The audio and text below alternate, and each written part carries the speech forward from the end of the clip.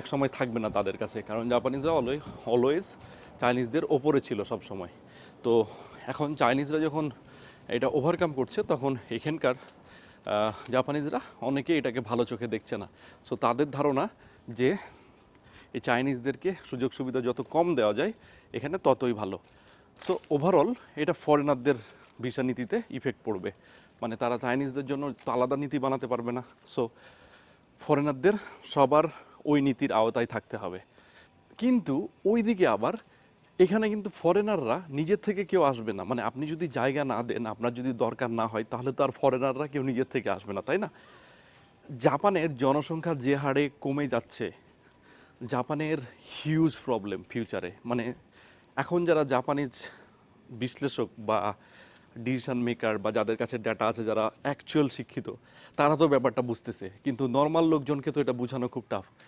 So তারা কিন্তু এটা জানে যে ফরেনার ছাড়া জাপান চলবে না। তাদের নির্দিষ্ট জাপানে যত কর্মী লাগে তাদের কাজের ক্ষেত্রে, তাদের কাছে এনাফ নাই। এখন কোনোভাবে চলতেছে, 10 বছর, 15 বছর, 20 বছর পর কিন্তু তাদের জনসংখ্যা কমে যাচ্ছে। সো তাদের জনসংখ্যা যেহেতু কমে যাচ্ছে, তাদের লোকজন কাজ করার নাই। সো ফরেনার আপনাকে আনতেই হবে, কোনো উপায় নাই। তো ওরা কিন্তু ওইদিকে ফরেনার আনাও বন্ধ করতেছে না, বরং আরও আপনি দেখবেন যে বাংলাদেশ থেকে 1 লাখ নিবে, ইন্ডিয়া থেকে 50,000 নিবে, এখান থেকে এত নিবে, এরকম কিন্তু তাদের যে প্রজেক্টগুলো এগুলো কিন্তু চলতে আছে সেম টাইম। আর এইদিকে কিন্তু মানুষকে বোঝানোর জন্য ফরেনারদের এগেনস্টে কথা বলতে হবে, এটা একটা ট্রেন্ড হয়ে গেছে। এখন যিনি জাপানের প্রেসিডেন্ট হলেন, যিনি মানে এই মহিলা যদি ফরেনারদের এগেনস্টে নাও হয়, তাও জাপানের পলিটিক্সে এখন একটা ট্রেন্ড চলতেছে যে আপনাকে ফরেনারদের এগেনস্টেই কথা বলতে হবে। সো এই জন্য ভিতরটা বোঝা কিন্তু খুবই মুশকিল। ওই যে বললাম, মানে তারা লোকজনকে দেখানোর জন্য হোক আর ভোট পাওয়ার জন্য হোক, তারা কিন্তু দু একটা কঠিন কঠিন নিয়ম ফরেনারদের এগেনস্টে বানিয়ে ফেলবে, কিন্তু ভিতর ভিতর কে কতটুক ফরেনারদের আসলে এগেনস্টে নাকি পক্ষে, এটা বোঝা এখন জাপানের পলিটিক্সে বা জাপানে খুবই টাফ হয়ে গেছে। মানে নর্মাল জাপানিজ লোকদেরকে বোঝানোর জন্য সে হয়তো দু একটা নিয়ম কারণ চেঞ্জও করে ফেলতে পারে, আবার ফরেনারদের এগেনস্টেও কথা বলতে পারে, কারণ তাকে ভোট পেতে হবে এবং ট্রেন্ডটা ফলো করতে হবে।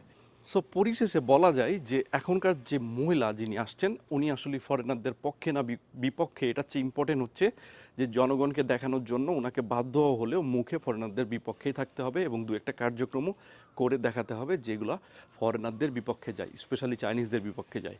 এবং ভিতর ভিতর কিন্তু যে নীতিগুলো এগুলো কিন্তু সবসময় চলে, মানে ফরেনারদের বিপক্ষে থাকলে আপনি তো ফরেনারকে বের করে দিতেও পারবেন না, আবার লোক আনাও বন্ধ করতে পারবেন না। উল্টার দিকে কিন্তু তারা লোক কিন্তু আরও বেশি বেশি আনতেছে, কারণ তাদের দেশটা চালাতে হবে।